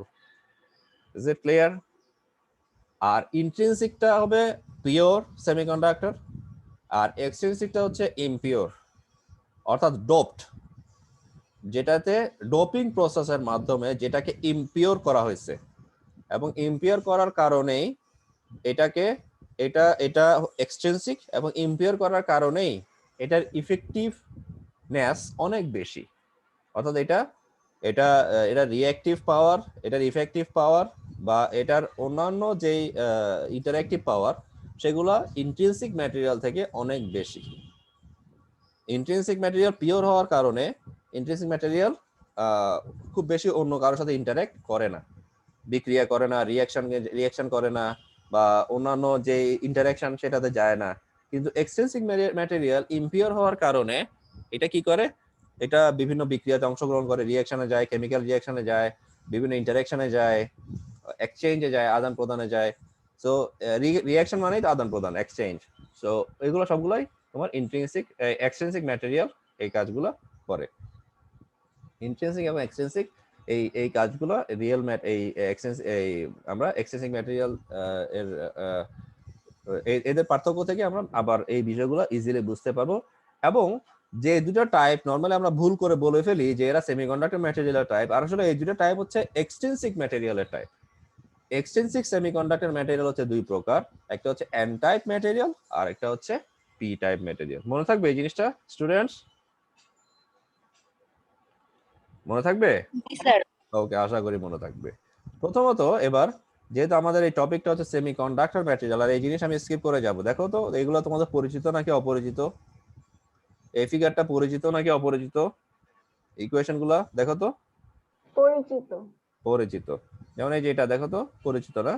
যেমন এখানে ধরো একটা বক্স দেয়া আছে, কিউব বা ঘনক দেয়া আছে, এই ঘনকের একটা ক্রস সেকশনাল এরিয়া থাকবে, একটা লেন্থ থাকবে, এটার একটা রেজিস্টিভিটি থাকবে, এবং এটার একটা তোমার কি বলা যায়, এটা একটা রেজিস্ট্যান্স থাকবে, মানে এটা দুই প্রান্তের একটা ভেতরে, মানে এটার ইন্টারনাল একটা রেজিস্ট্যান্স থাকবে যেটা ক্যাপিটাল আর। আর রেজিস্টিভিটি যেটা স্পেসিফিক রেজিস্ট্যান্স বা আপেক্ষিক রোধ, সেটা হচ্ছে এটা ম্যাটেরিয়ালের উপর ভিত্তি করে আপেক্ষিক রোধটা বের করা হয়। তোমরা নিশ্চয়ই জানো আপেক্ষিক রোধ আর রোধের মধ্যে পার্থক্য কি? আপেক্ষিক রোধ আর রোধের মধ্যে পার্থক্য কি জানে এটা সবাই? আপেক্ষিক রোধের মানে হচ্ছে কি কনস্ট্যান্ট, উপাদানের ক্ষেত্রে কনস্ট্যান্ট। হ্যাঁ, আর রোধটা? রোধটা স্যার আপনার একটু কনস্ট্যান্ট না। হ্যাঁ, বুঝতে পারছি। তো আরেকটা পার্থক্য বলো। হ্যাঁ, এই যেটা ঠিক আছে, আরেকটা পার্থক্য বলো। আর দুটার ইউনিট আলাদা, একটা ওম মিটার একটা ওম। ওকে, যে হোক, আমি যেটা আসলে জানতে চাচ্ছিলাম, এক্সপেক্ট করছিলাম, সেটা হচ্ছে রোধটা মেইনলি কোনো একটা কন্ডাক্টরের একটা প্যাসিভ এলিমেন্ট হিসেবে কাজ করে। রোধ হচ্ছে যে কোনো একটা কন্ডাক্টরের বা যে কোনো একটা সার্কিটের ক্ষেত্রে, আরো স্পেসিফিক্যালি বলে যেটা তোমরা জানো, সার্কিটের ক্ষেত্রে বললে রোধটা মানে রেজিস্ট্যান্সটা হচ্ছে এই যে কোনো একটা সার্কিটের one of the passive elements. Usually সার্কিটের তিনটা প্যাসিভ এলিমেন্ট হয় যেটা তোমরা জানো, একটা হচ্ছে রেজিস্ট্যান্স, একটা হচ্ছে ক্যাপাসিট্যান্স, আর একটা হচ্ছে ইন্ডাকট্যান্স। রোধ সেই ক্ষেত্রে রেজিস্ট্যান্সটা হচ্ছে কোনো একটা সার্কিটের প্যাসিভ এলিমেন্ট, কিন্তু স্পেসিফিক রেজিস্ট্যান্সটা বা যেটা তোমার রেজিস্টিভিটি অর্থাৎ আপেক্ষিক রোধ, সেটা কোনো প্যাসিভ এলিমেন্ট নয়। সেটা হচ্ছে একটা এলিমেন্টের বা কোনো একটা কন্ডাক্টরের ক্ষেত্রে বা কোনো একটা মেটালের বৈশিষ্ট্য বোঝায়। অর্থাৎ ধরো সেই মেটালটা যদি কপারের তৈরি হয়, সেই মেটালটা যদি অ্যালুমিনিয়ামের তৈরি হয়, সেই মেটালটা যদি আয়রনের তৈরি হয়, বা what ever the metal is, সেই মেটালের ইন্টারনাল ক্যারেক্টারিস্টিক্স হচ্ছে স্পেসিফিক রেজিস্ট্যান্স বা রেজিস্টিভিটি। আমি কি ব্যাপারটা বুঝাইতে পারছি? Is it clear? আর তুমি যেটা বলছো জি sir. That is also correct. যেমন কপারের ক্ষেত্রে রেজিস্ট্যান্সটা তোমরা জানো, কপারের ক্ষেত্রে স্পেসিফিক রেজিস্ট্যান্সের একটা কনস্ট্যান্ট ভ্যালু আছে, অ্যালুমিনিয়ামের ক্ষেত্রে আছে, প্লাটিনামের ক্ষেত্রে আছে, আয়রনের ক্ষেত্রে আছে, প্রতিটা ক্ষেত্রে একটা কনস্ট্যান্ট ভ্যালু আছে এই রো এর জন্য, হ্যাঁ, রেজিস্টিভিটির জন্য। তো এটা আমরা জানি। তো এটার জন্য আমি সময় নষ্ট করব না, কিন্তু আমি যেটাতে তোমাদের একটু বলতে চাই সেটা হচ্ছে the label semiconductor itself provides a hint as to its characteristics.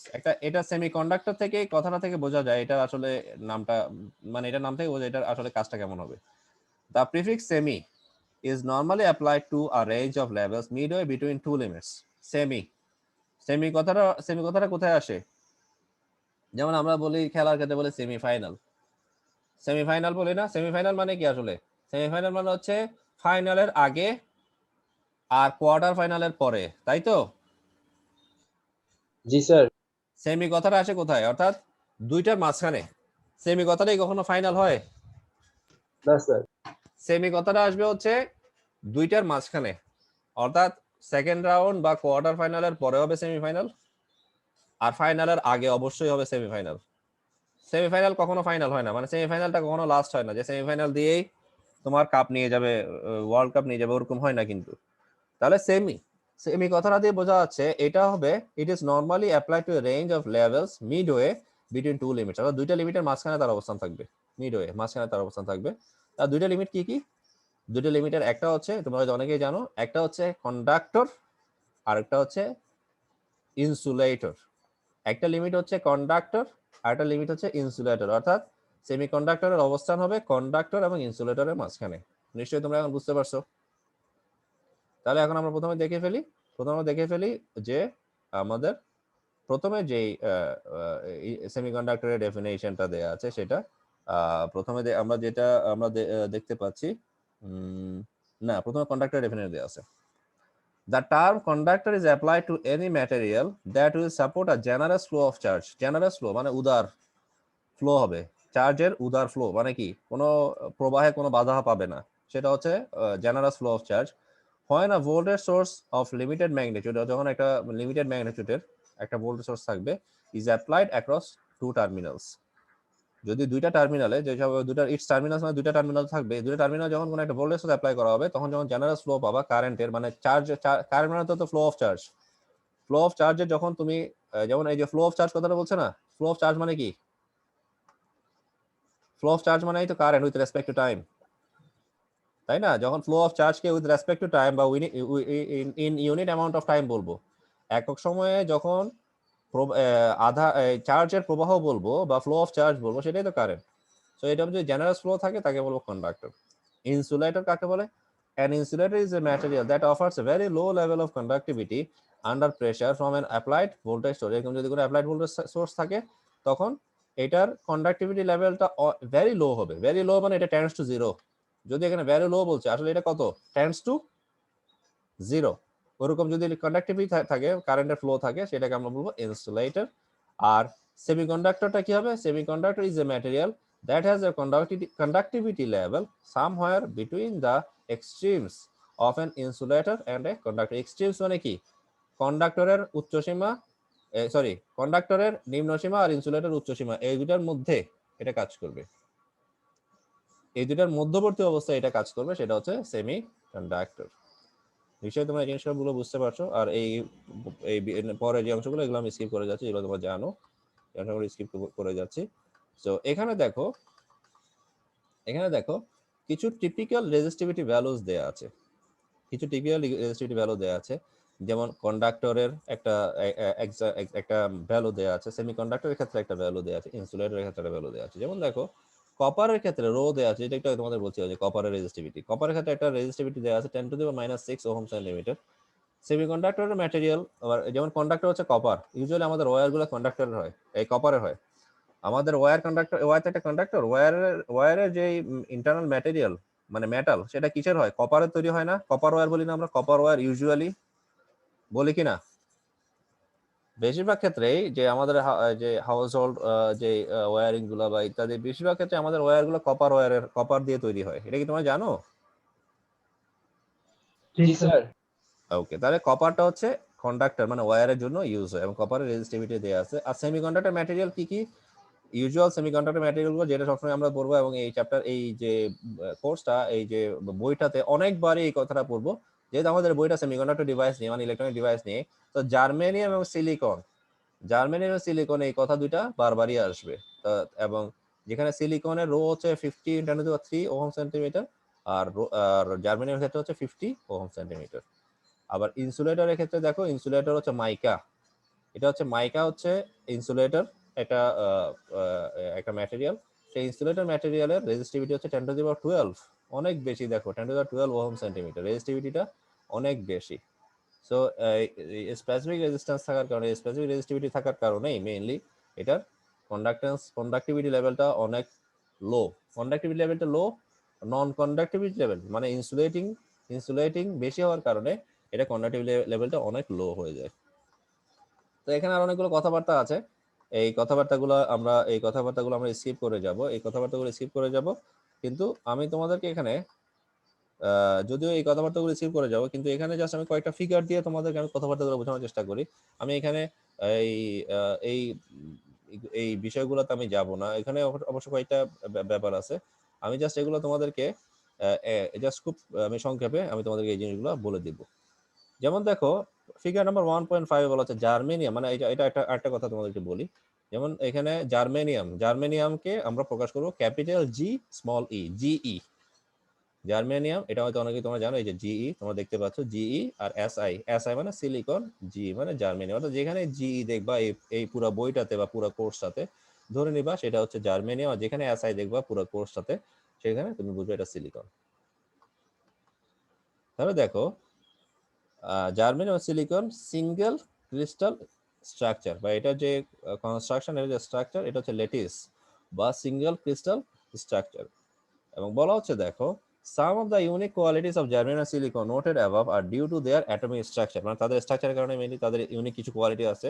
The atoms of both materials, মানে জার্মেনিয়াম এবং সিলিকনের কথা বলছে, both materials form a very definite pattern that is periodic in nature, that means continually repeats it. Periodic মানে কি? Periodic মানে হচ্ছে যেটা periodic in nature, মানে কন্টিনিউয়াসলি যেটা রিপিটেশন হয়। যেমন পিরিয়ডিক ইন নেচার মানে কি? যেমন আমাদের যে নেচার বা আমাদের যে ঋতুগুলো থাকে, সেটার একটা পিরিয়ডিক নেচার থাকে না?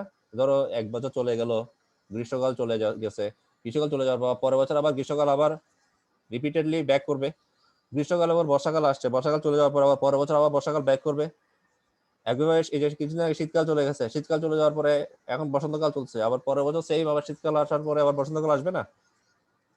এই যে পিরিয়ডিক নেচারটা একটা আমাদের যে সিজনের ক্ষেত্রে, সো এই যে বিষয়টা অর্থাৎ কন্টিনিউয়াসলি রিপিটিং ইটসেলফ, অর্থাৎ এটা রিপিট করবে প্রাগৈতিহাসের মধ্যে রিপিট করে যাচ্ছে।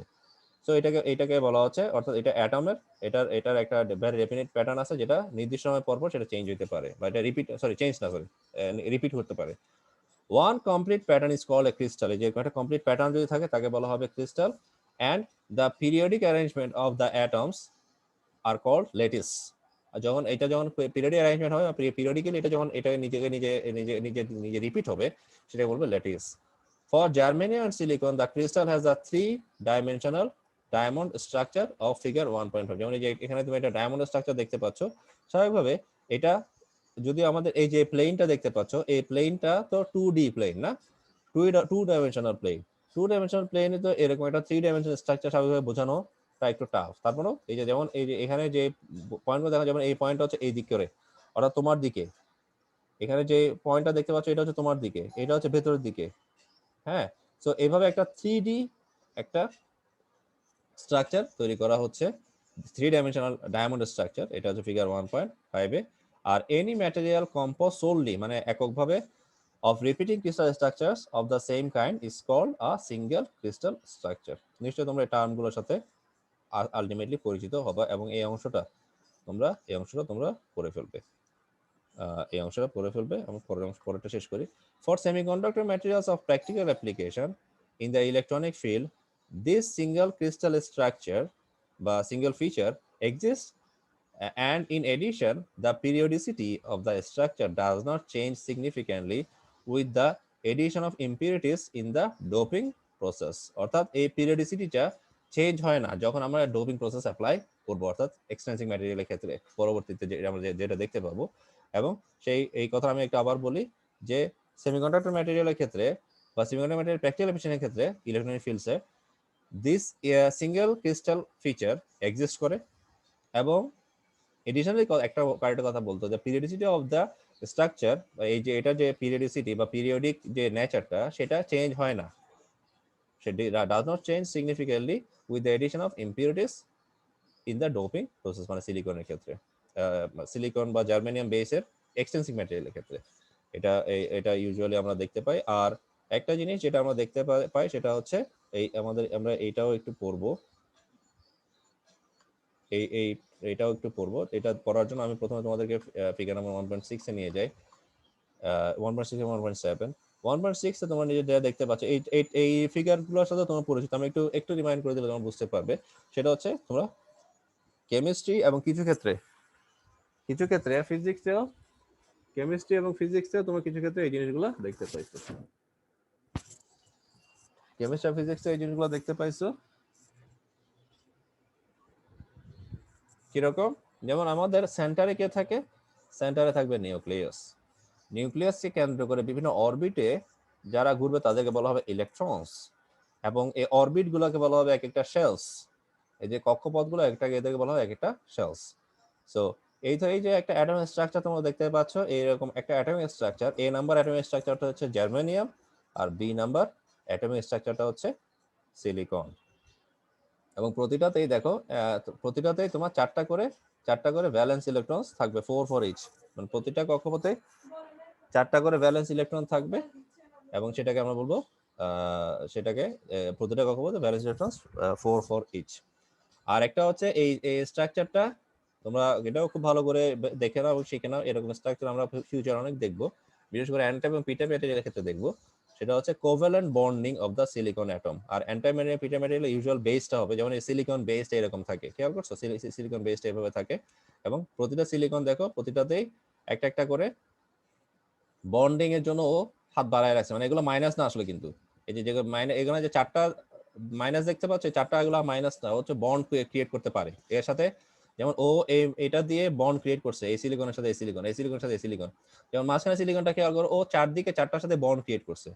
এরকম এইজের গুলো, যেমন এই যে ডান আপার রাইট, তারপরে আপার লেফট, তারপরে ডাউন রাইট, ডাউন লেফট, এই যে আপার এবং লোয়ার যেই কর্নার গুলো রয়ে গেছে, এরাও চাইলে এদের আশেপাশে সবগুলোর দিয়ে এই যে এগুলো হচ্ছে বন্ড, এই বন্ড গুলো দিয়ে, হাতগুলো দিয়ে তারা কি করতে পারে? কোভ্যালেন্ট বন্ড ক্রিয়েট করতে পারে, তাই না? আমি যে হাত বলছি, তোমরা কি কনফিউজ হচ্ছ? এই যে হাত কথাটা বলছি, এটাই কনফিউজ হচ্ছ কিনা?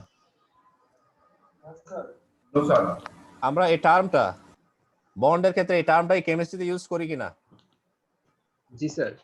মানে কোন বন্ড ক্রিয়েট করার সময় যে ওর হাত আছে, ওর একটা হাত আছে, দুইটা হাত আছে, এভাবে বলি না? মানে বন্ড ক্রিয়েট করা। জি স্যার। হ্যাঁ, রাইট। তো এটা এটা তোমরা এরকম একটা এই যে এই বেসটা তোমরা খেয়াল করো যে এখানে যেটা বলা হচ্ছে এদেরকে বলা হয় ভ্যালেন্স ইলেকট্রনস। অর্থাৎ ও চাইলে এই ভ্যালেন্স ইলেকট্রনগুলোর মাধ্যমে অন্য কারোর সাথে বন্ড ক্রিয়েট করতে পারে। আর এগুলো হচ্ছে এখানে শেয়ারিং অফ ইলেকট্রন, মানে ওর এখানে যে শেয়ারিং, এখানে যে আরো যে ইলেকট্রনস গুলো থাকবে সেই ইলেকট্রনগুলো চাইলে শেয়ার করতে পারে, অর্থাৎ যেগুলো আমরা এন টাইপ এবং পি টাইপ ম্যাটেরিয়ালের ক্ষেত্রে দেখব।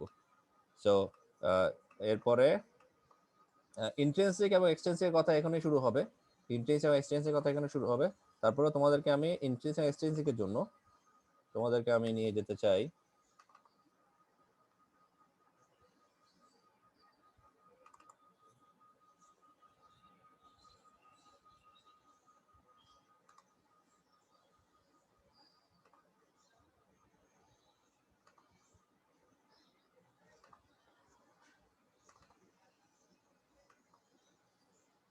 স্টুডেন্টস। আবার নতুন এই যে পিডিএফটা আমি অন করলাম, নতুন পিডিএফটা কি শো করছে? জি স্যার। জি স্যার। নতুন পিডিএফটা পুরোটা শো করছে? জি স্যার। আচ্ছা, আমি তাহলে একটু বড় করি। না স্যার বললে হবে না। না স্যার। হ্যাঁ, বুঝি নাই, আবার বলো কাইন্ডলি। সরি স্যার, আমি অন্য কাউকে বলতে দিচ্ছি। আচ্ছা, ওকে, নাথিং রং। সো খেয়াল করো students, difference between intrinsic and extrinsic semiconductor material. এটা আমি তোমাদেরকে এগুলো সবগুলোই তোমাদের কোর্স ম্যাটেরিয়াল গুলো দিব। আর এই কোর্স ম্যাটেরিয়াল, আচ্ছা তোমাদের কোর্স ম্যাটেরিয়াল গুলো হোয়াট ডু ইউ থিংক? তোমাদের কোর্স ম্যাটেরিয়াল গুলো কি আমি গুগল ক্লাসরুমে আপলোড করব নাকি তোমাদের ইউজুয়াল মেসেঞ্জার গ্রুপে আপলোড করব? গুগল ক্লাসরুমে। স্যার ক্লাসরুমে করলে ভালো হয় স্যার। ওকে, ঠিক আছে, তাহলে ম্যাটেরিয়ালের মধ্যে কি কি পড়বে আমি তোমাদেরকে বলি। তাহলে আমি তোমাদের এই কোর্সের জন্য একটা গুগল ক্লাসরুম খুলে ফেলবো। আমি কোডটাও দিয়ে দিব, লিংকটা। গুগল ক্লাসরুমের মধ্যে তোমাদের যে ম্যাটেরিয়াল গুলো থাকবে, অর্থাৎ যত পিডিএফ আছে, যত ওয়ার্ড ফাইল আছে, অর্থাৎ তোমাদের কোর্স রিলেটেড যতগুলো জায়গা থেকে তোমরা ইনফরমেশন বা নলেজ গ্যাদার করতে পারো, সেগুলো সবগুলোই আমি গুগল ক্লাসরুমে শেয়ার করব। এক নাম্বার, এটা মনে থাকবে। কি কি শেয়ার করব? যতগুলো কোর্স ম্যাটেরিয়াল বা কোর্স এর জন্য সাপোর্টিং ম্যাটেরিয়াল, যেগুলো তোমাদের পুরা থ্রু আউট দ্য কোর্স কাজে লাগবে এবং যেগুলো থেকে তোমরা বিভিন্ন সময় বিভিন্ন জায়গা থেকে বিভিন্ন ক্ষেত্রে তোমরা ইনফরমেশন এবং নলেজ গ্যাদার করতে পারবা, সেই কোর্স ম্যাটেরিয়াল গুলো আমি তোমাদের গুগল ক্লাসরুমে আমি শেয়ার করব। Is it clear to you? Yes sir. কি ব্যাপারটা বুঝাতে পারছি? স্যার। ওকে। সেকেন্ড হচ্ছে, আমাদের যতগুলো রেকর্ডিং আছে ক্লাসের, যেটা তোমরা জানো যে আমি তোমাদের ক্লাসের রেকর্ডিং গুলো ইউটিউবে এখন আনলিস্টেড ভিডিও হিসেবে আপলোড করব, এবং সেই রেকর্ডিংটার লিংক, ইউটিউব লিংক, সেটাও আমি তোমাদেরকে তোমাদের গুগল ক্লাসরুমে আপলোড করে দিব। Is it clear? এরপরে কিছু ক্ষেত্রে তোমাদের অ্যাটেন্ডেন্স শিট, মাঝে মাঝে আমি তোমাদের অ্যাটেন্ডেন্স শিট তোমাদের সাথে আমি শেয়ার করব। তোমাদের অ্যাটেন্ডেন্স শিটটা শো করব যে কে কয়টা ক্লাস করছে, কে কয়টা ক্লাস করছে না। বা নিজে ধরো আমি স্টুডেন্ট হিসেবে আমি দেখবো যে আমি কয়টা ক্লাস করছি, কয়টা ক্লাস করি নাই। বা আমার নিজের মধ্যে তখন একটা উপলব্ধি হবে যে না, আমি অনেকগুলো ক্লাস মিস করে ফেলছি, বা অন্যরা ক্লাস করছে আমি ক্লাস করছি না। এই জিনিসটা, এই বিষয়টা আনার জন্য আমি তোমাদেরকে মাঝে মাঝে আমি তোমাদের সাথে অ্যাটেন্ডেন্স শিটটা শেয়ার করব। সেটা আমি এটা যে কোনো এক জায়গায় শেয়ার করলেই হয়। সেটা মেসেঞ্জার গ্রুপে আমি শেয়ার করতে পারি, অথবা তোমাদের গুগল ক্লাসরুমে আমি শেয়ার করতে পারি। আর তোমাদের যে শিডিউল বা বেসিক ইনফরমেশন গুলা, অর্থাৎ কোনো একটা আপডেট তোমাদের দিতে চাই, প্রথমত হচ্ছে তোমাদের ক্লাসে শিডিউল করব, অনলাইন ক্লাসে শিডিউল ইউজুয়ালি যেভাবে করি, অনলাইন ক্লাসে শিডিউল করব। সেই শিডিউলটা আমি গুগল ক্লাসরুমে দিব না, সেটা মেসেঞ্জার গ্রুপে দিব। ঠিক আছে? তারপরে তোমাদের সাথে কোনো আপডেট আমি জানাতে চাই, বা তোমরা আমাকে কোনো আপডেট জানাতে চাও, যে অনেকে আমাকে বলে যে স্যার আমি ক্লাসে প্রেজেন্ট ছিলাম, বা আমি লাস্টের দিকে আমার ওয়াইফাইটা ডিস্টার্ব করছে, বা নেটওয়ার্ক ছিল না, বা আমার মোবাইলে চার্জ শেষ হয়ে গেছে, এই ধরনের কিছু কথাবার্তা তোমরা আমাকে বলো না, আপডেট বলো না, বলো কি না? জি স্যার। অনেকে কিছু তাদের প্রবলেমস আমার সাথে শেয়ার করে, যে স্যার ওই জিনিসটা বুঝি নাই, ওই কাজটা কি ওভাবে করবো কিনা, বা আপনি কি এই প্রবলেম গুলো দিচ্ছেন কিনা, বা হোমওয়ার্ক কি ছিল, এই যে কথাবার্তা গুলা, মানে কিছু জেনারেল কথাবার্তা, ওই কথাবার্তা বা কনভারসেশন গুলো আমরা মেসেঞ্জারে করব। অর্থাৎ মেসেঞ্জারটা ইউজ করব হচ্ছে সোজা কথায় কনভারসেশনের জন্য। বুঝাতে পারছি? মানে ডায়ালগ ইন্টারঅ্যাকশনের জন্য মেসেঞ্জারটা ইউজ করব, আর কোনো আপডেট জানানোর জন্য, অর্থাৎ আমি কখন ক্লাস নিব, ক্লাসের শিডিউলটা কি, শিডিউল আমি দিয়ে দিব। আবার কোনো কারণে ফর সাম আনঅ্যাভয়েডেবল সার্কামস্ট্যান্সেস যদি আমি ক্লাস নিতে না পারি, সেটা আমি তোমাদেরকে আপডেটটা জানাবো মেসেঞ্জার গ্রুপে। Is it clear? আমি কি বুঝাতে পারছি? সোজা কথায় Yes, sir. আমাদের আপকামিং ডে গুলোতে, মানে জাস্ট আমরা যখন কয়েকটা ক্লাস তিন চারটা ক্লাস করে ফেলবো, আপকামিং ক্লাসগুলোতে বা আপকামিং ডে গুলোতে আমরা বুঝতে পারবো আপকামিং ক্লাসগুলো করার পরে যে মেসেঞ্জারের গ্রুপের কাজ কি হবে, গুগল ক্লাসরুমের কাজ কি হবে। Is it clear? আর অবশ্যই মেসেঞ্জার গ্রুপে তো তোমরা সবাই বাই ডিফল্ট অ্যাড আসোই, যেহেতু আমি নতুন করে কোনো গ্রুপ খুলতেছি না, আগের গ্রুপটাই কাজ করবে, আগের গ্রুপটাই এক্সিকিউটেড থাকবে, তাই তো? কিন্তু গুগল ক্লাসরুমের লিঙ্কটা বা কোডটা যখন আমি তোমাদেরকে মেসেঞ্জার গ্রুপে দিয়ে দিব, অবশ্যই তোমরা গুগল ক্লাসরুমে সবাই জয়েন করে ফেলবা। নাহলে কিন্তু আমি যে গুগল ক্লাসরুমে কোর্স ম্যাটেরিয়ালগুলো বা গুগল ক্লাসরুমে যেই ফাইলগুলা ফোল্ডারগুলো শেয়ার করব, সেগুলো কিন্তু তোমরা পাবে না। যারা জয়েন করবে তারা পাবে, যারা জয়েন করবে না তারা পাবে না। ইউজুয়ালি তোমরা জানো গুগল ক্লাসরুমের মেকানিজম বা সিস্টেমটা কি। ওকে, আই থিঙ্ক তোমরা এই জিনিসটা বুঝতে পেরেছো। আমি একটু এক্সটেন্সিভ ও ইন্টেন্সিভ খুব সংক্ষেপে বলার জন্য মেইনলি আমি এটা ফলো করি, এবং আমি এই জিনিসটা তোমাদের মানে আমার স্টুডেন্টদের জন্য এটা আমি ক্রিয়েট করেছি, যদিও এটা আমি আগে ক্রিয়েট করেছি। সো এরকম আমার কাছে অনেকগুলো পার্থক্য আছে, যেমন ইন্ট্রিনসিক এবং এক্সটেন্সিক এর পার্থক্য আছে, এন টাইপ এবং পি টাইপের পার্থক্য আছে, লেড এবং এলসিডি এর পার্থক্য আছে, তারপরে বিজেটি এবং জেফেট এর পার্থক্য আছে, তারপরে হচ্ছে অনেকগুলো পার্থক্য আছে, আমি তোমাদেরকে একটু দেখাই।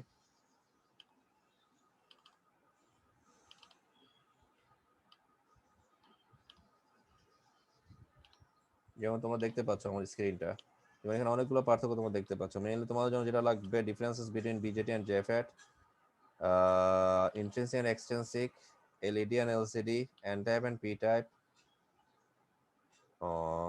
N type and P type, that's it. Mainly এগুলাই লাগবে। আর কোনোটা কি তোমাদের জন্য রিলেভেন্ট আছে কিনা, বা এগুলো অনেকগুলো নেটওয়ার্ক এবং কমিউনিকেশন নিয়ে, অন্যগুলো খুব বেশি তোমাদের জন্য রিলেভেন্ট না। আরেকটা ছিল মেবি,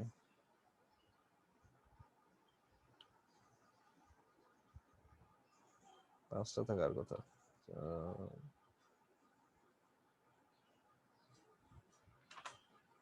আচ্ছা, ওকে, নাথিং রং। এটা দরকার হলে আমি তোমাদের সাথে পরে শেয়ার করবো। এই যে চারটা পার্থক্য তোমরা অবশ্যই পাবে এবং দেখতে পাবে, এই চারটা পার্থক্য, এবং ওই অনুযায়ী তোমরা সোজা কথায় যেটা আমাদের ইসলামে বলে আমল করা আর কি, তোমরা ওই অনুযায়ী আমল করবে, ফলো করবে। So differences between intensive and extensive semiconductor material.